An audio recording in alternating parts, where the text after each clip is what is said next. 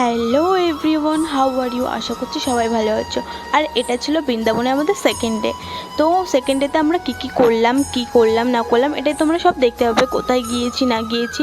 আর সবার প্রথমেই চলে এসেছি এই মন্দিরটাতে। এই মন্দিরটা দেখতেই পাচ্ছ কতটা কাজ করা, মানে কি বলবো, এই অলগুলোতে ঠাকুরের মানে ছবি ড্রয়িং করা, চিত্র বানানো। তারপর ঠাকুরের দর্শন নিয়ে এই রাস্তায় যাওয়ার পথে এই একটা মন্দির পড়লো, বাট এটা মন্দির না বাড়ি ঠিক আমরা বলতে পারবো না, কিন্তু অনেক পুরনো এটা, আর দেখতে খুব ভালো লাগছিল। আর এটার গায়ে না অনেক কিছু লেখা ছিল, কেউ বুঝতে পারছে না যে এটা মন্দির নাকি বাড়ি।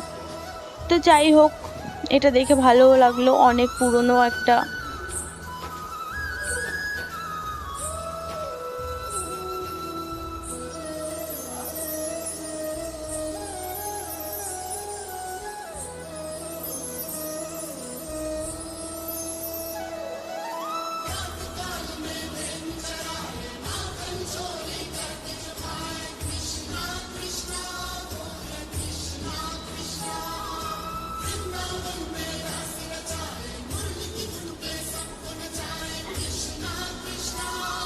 তারপর সেখান থেকে বেরিয়ে আরেকটা মন্দিরে চলে আসলাম। এইখানে এসে ঠাকুরের দর্শন করে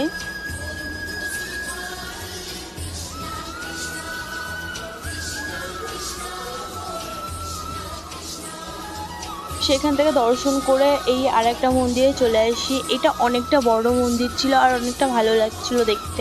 আর এই দুই পাশেই ছিল বাচ্চাদের ব্যাগ, তারপরে মালা টালা, গোপুর ড্রেস, এত কিউট কিউট, এত ভালো লাগছিল। আর তোমরা দেখো জাস্ট মন্দিরটা কতটা বড়, কতটা সুন্দর লাগছে দেখতে। আর দুপুর টাইমে গিয়েছিলাম আমরা। আর এখানে একটা বাঁদর দেখো বসে বসে লাস্টের গ্লাস পেয়েছে কোথা থেকে, সেটাই খাচ্ছিল। আর এই দেখো সেই মন্দিরটা কতটা সুন্দর লাগছে দেখতে, কতটা জায়গা নিয়ে মন্দিরটা তৈরি হয়েছে। আর এই মন্দিরের দুই পাশেই ছিল সেই ড্রেসের দোকান, তারপরে ব্যাগ, মালা, আরও অনেক কিছু। তারপরে মন্দিরের ভেতরে চলে আসি। এই পাশে অনেকে গান বাজনা হচ্ছিল, কীর্তন করছিল। আর এই যে ভগবানের দর্শন নিয়ে আমরা তারপর সেখান থেকে বেরিয়েই আর একটা মন্দিরে চলে আসি।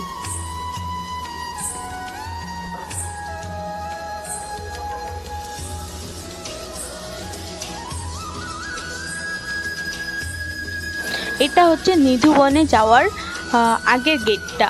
তারপরে এখান থেকে আমরা সোজা নিধুবনে ঢুকে যাব।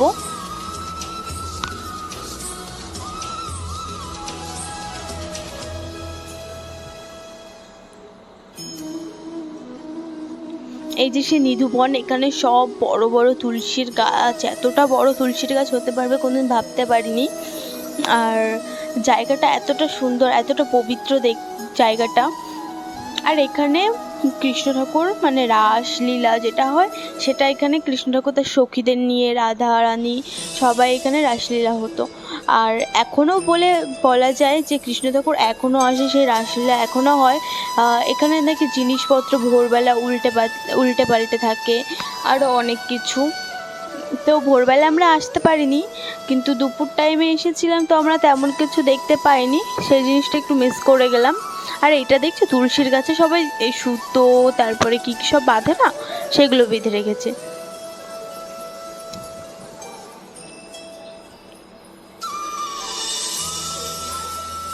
দুই পাশ দিয়ে শুধু তুলসীর গাছ। এটা সত্যি অনেকটা মানে অদ্ভুত যে এখনও সে কৃষ্ণ ঠাকুর এখানে, এখনও রাসলীলা সে একই জিনিসটা হয়।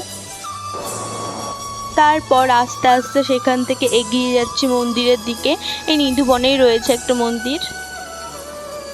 আর কতটা ভিড় তোমরা দেখতে পাচ্ছ, এতটা ভালো লাগছিল জায়গাটাতে এসে।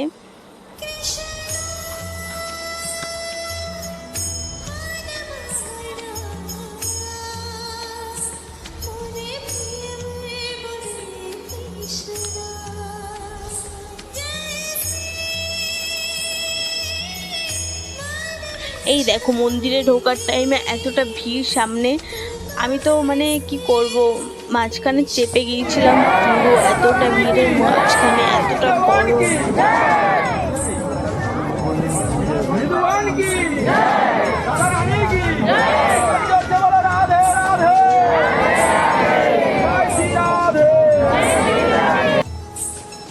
তারপর সেখান থেকে দর্শন করে এই বাইরের দিকে এগিয়ে যাচ্ছি আমরা। এখানে আমাদের যারা যারা এসেছিলো সবাই একটু দাঁড়িয়েছিল সবার জন্য, কারণ সবাই না এদিক ওদিক হয়ে যাচ্ছিলো, কে কোথায় যাচ্ছিলো ভিড়ের মধ্যে।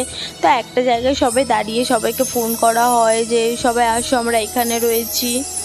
আর এই পাশেই অনেক বাদর রয়েছে, এই যে যাচ্ছি দেখো।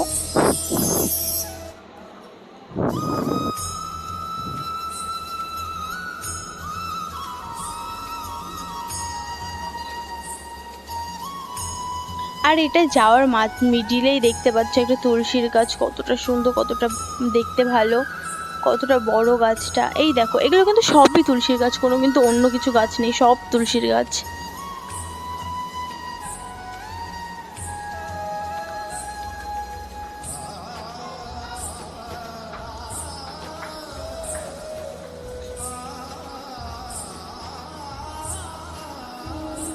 তারপরে বেরানোর সময় যে গেটটাতে এখানেই রয়েছে কিছু মাতাজি, আর এখানে একটা মন্দির রয়েছে, সেখান থেকেও আমরা দর্শন করি ভগবান শ্রীকৃষ্ণের। তারপরে এখান থেকেও আমরা বেরিয়ে যাই বাইরের দিকে বেরোতে বেরোতে এই আরেকটা মন্দিরে চলে যাই, সেখানেও দর্শন করি।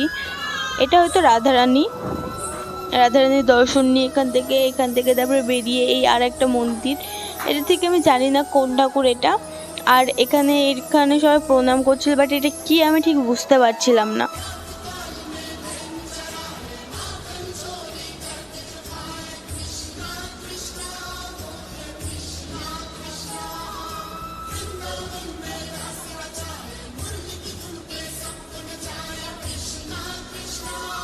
আর এইগুলোতে তখন কাজ চলছিল, কারণ মানে নিধুবনের মিডিল দিয়ে রাস্তা, তো দুই সাইড দিয়ে জাল, ওর উপর দিয়ে জালি দেওয়া হচ্ছিল নেট টাইপ। তারপরে সেখান থেকে বেরিয়ে এই আরেকটা মন্দিরে চলে আসলাম।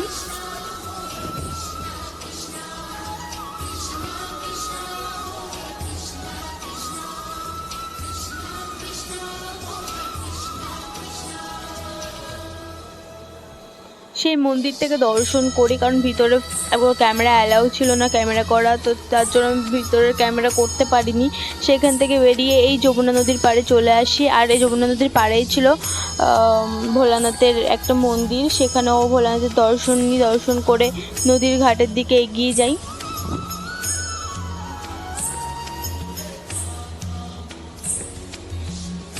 এই দেখো যমুনা নদীটা কতটা সুন্দর দেখতে, এই সাইড দিয়ে বাঁধানো মন্দির।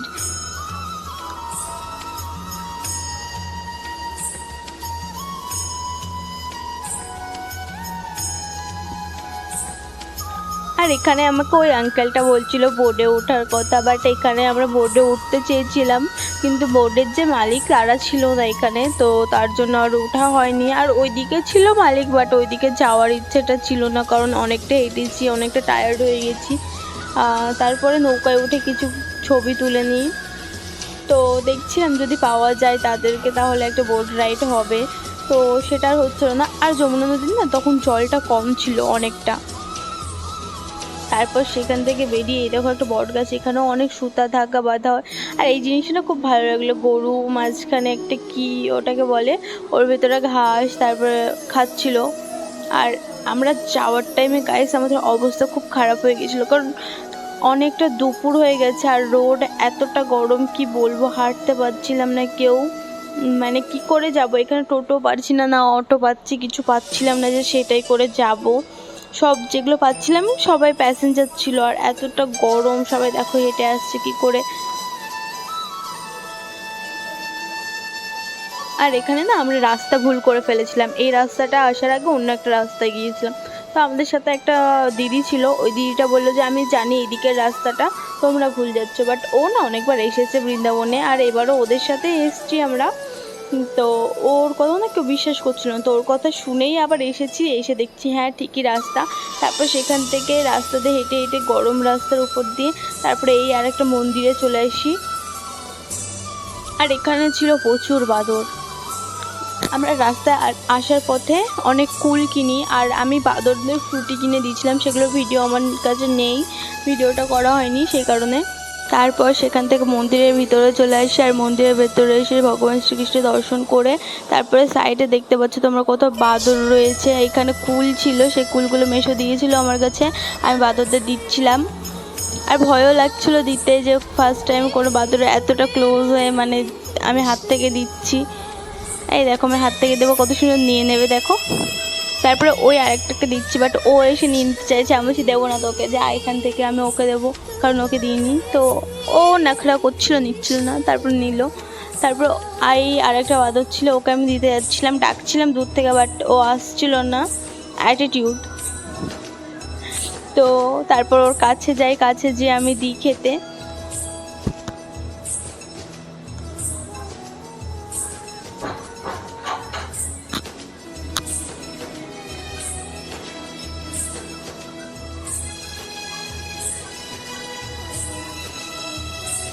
তারপর মেশোকে বললাম আরও কুল থাকলে দাও আমাকে, আমি দেবো, আমার ভালো লাগছে।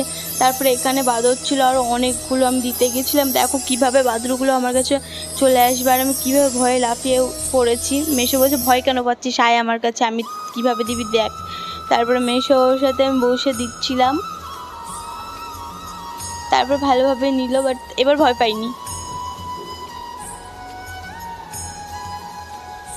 তারপর সেখান থেকে এই বেরোনোর সময় একটা মন্দির থেকে দর্শন করে এখান থেকেও বেরিয়ে যাব এখন আমরা। সেখান থেকে বেরিয়ে এই আরেকটা মন্দিরে চলে আসি। এই মন্দিরটা অনেকটা পুরনো দেখে বোঝা যাচ্ছিল, আর দেখতে অনেকটা ভালো লাগছিল।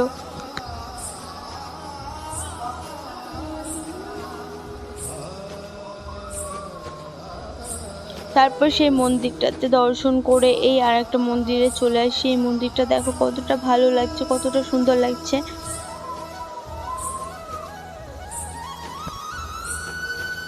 এখানে জুতো রেখে তারপরে আমরা ভেতরে যাই, আর ভেতরে দেখছিলাম অনেকে জুতো পরে আছে, তো ভাবলাম যে ভেতরেই রাখার যদি জায়গা হয় তাহলে ভেতরে রেখে দেবো। দেখছি হ্যাঁ ভেতরে রাখার জায়গা আছে, তো ভেতরে যাচ্ছিলাম, ভেতরে জুতোটা খুলে রাখি। তারপরে গোটা মন্দিরটা ঘুরছি।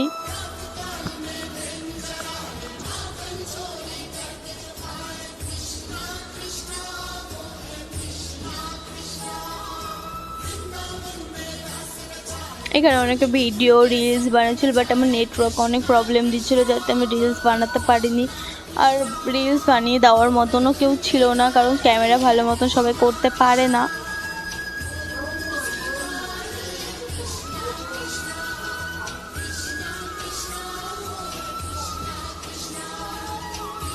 তারপরে আমরা ভেতরের দিকে যাচ্ছি, ভেতরের দিকে যেয়ে ভগবানের দর্শন করি।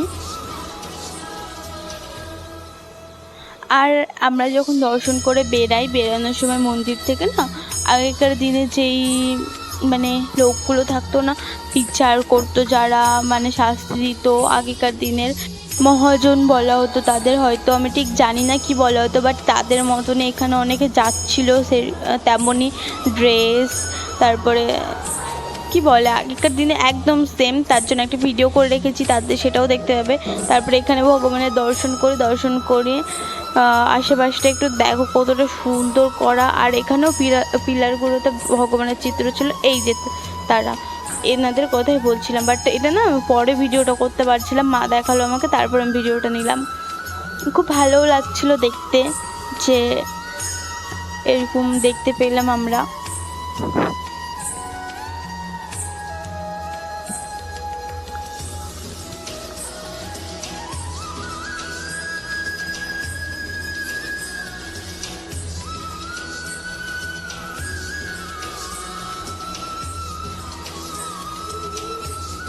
তারপরে এখানে আগেকার দিনে একটা গরুর গাড়ি ছিল, এটা হয়তো কৃষ্ণ ঠাকুরের সময়ের একটা হয়তো গাড়িটা হবে, ঠিক জানি না, কিন্তু মনে হলো সেটা, তাই আমি বলছি।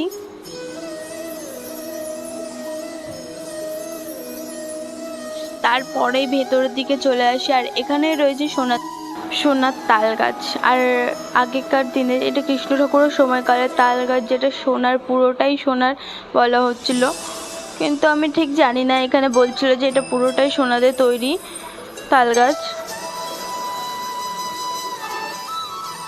তো দেখে এটা দেখে অনেকটা ভালো লাগলো যে পুরোটা সোনার তৈরি তাল গাছ।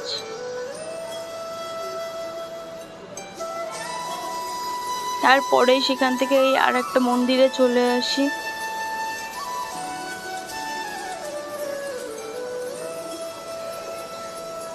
এখানেও ভগবান শ্রীকৃষ্ণের দর্শন করি, দর্শন নিই। অনেকটা ভালো লাগছিল মন্দিরে ঘুরতে, মন্দিরে থাকতে অনেকটাই ভালো লাগছিল। আর আজকের ব্লগটা এইটুকুই। পরে নেক্সট ব্লগ আসছে আরও ভালো ভালো মন্দিরে। তো আজকের জন্য এতটাই। Bye bye, Radhe Radhe.